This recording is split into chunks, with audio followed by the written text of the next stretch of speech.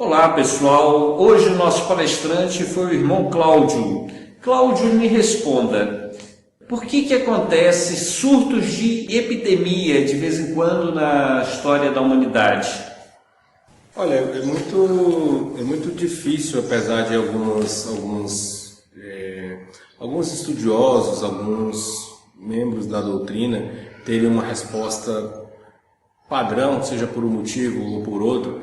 Eu sou um espírita que eu tento não mergulhar muito onde eu acho que a gente ainda não tem clareza para poder interpretar.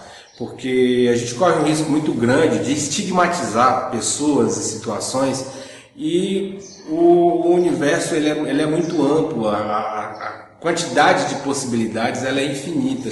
Então muitas vezes alguém, ou uma comunidade, ou uma situação está passando por um determinado problema, e quando a gente tenta encontrar explicações muito claras para aquilo ali, a gente tem uma tendência de escambar para dizer que a pessoa está passando por aquilo, porque ela está pagando, porque há 200 anos ela tocou fogo em não sei quem, ou aquele grupo que estava ali reunido que sofreu um desastre coletivo, cometeu uma outra, tragédia, uma outra crueldade contra o outro, e aquele grupo está resgatando. Eu sei que existem correntes de pensamento que imaginam dessa forma, eu as respeito, mas eu entendo que é buscar encontrar culpados, ou buscar fazer um julgamento do qual eu não tenho muita clareza sobre isso. Eu não acho que a providência divina funcione assim de uma maneira tão aritmética, tão categórica, porque senão essa conta não fecharia nunca.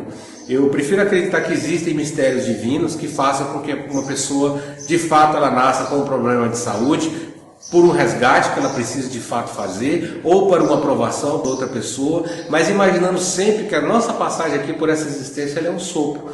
Eu acho que isso é muito mais espírita, está muito mais próximo dos postulados da doutrina espírita, o fato de que essa vida, essa existência é um sopro, e que a nossa vida verdadeira é na erraticidade, que de fato o desenrolar desses fatos ou dessas tragédias não deve, para além desse sopro de existência, exercer uma importância maior do que ele já tem, que muitas vezes é o de despertar consciências, muitas vezes o de movimentar, de determinadas maneiras a sociedade.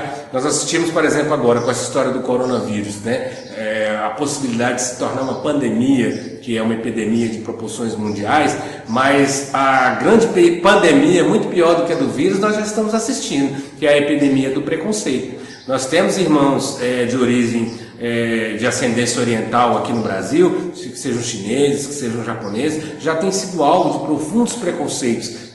A gente vê ao longo dessa semana, ao longo das últimas semanas, uma quantidade de ataques, de gente que se recusa inclusive a estar no mesmo ambiente, pessoas completamente desinformadas e que infelizmente nos últimos tempos não perdem uma oportunidade de destilar o seu preconceito. E isso está acontecendo com nossos irmãos orientais agora, mas acontece sempre com nossos irmãos negros, acontece com os irmãos da causa LGBT, acontece com as pessoas orientais, acontece com as pessoas que moram em comunidades mais pobres. Então eu acho que na verdade a grande epidemia, a grande pandemia mundial é a do egoísmo, é a do preconceito. Isso que acontece com agentes biológicos, vez por outra na humanidade, muitas vezes eu acredito muito mais que seja para testar a nossa solidariedade, para testar a nossa tolerância, para ver de que maneira que nós conseguimos responder aos desafios que nós enfrentamos. Nós estamos vivendo um momento no país, por exemplo, em que tudo que se refere a aparato de serviço público está sofrendo um ataque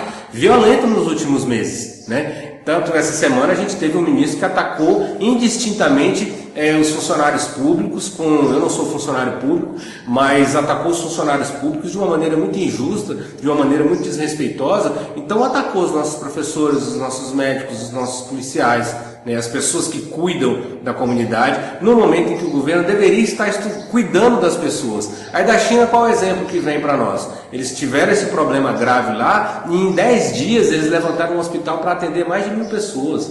Eles conseguiram colocar mais de 1 milhão de pessoas em quarentena. tiveram uma organização ali do sistema para dar uma resposta para uma ação gravíssima, que se fosse um país menos preparado, teria sim acontecido uma tragédia de proporções mundiais. Então eu imagino que essas coisas aconteçam muito mais para dar uma sacudida na gente. É importante observar que nesses momentos de dificuldade, como no cotidiano, mas principalmente nessas horas, a gente possa de fato exercer a nossa cristandade, que é de colocar o coração na miséria do outro, entender a dificuldade, tratar com acolhimento e tratar com empatia. Eu acho que esse é verdadeiramente o nosso desafio enquanto espírita, enquanto cristão.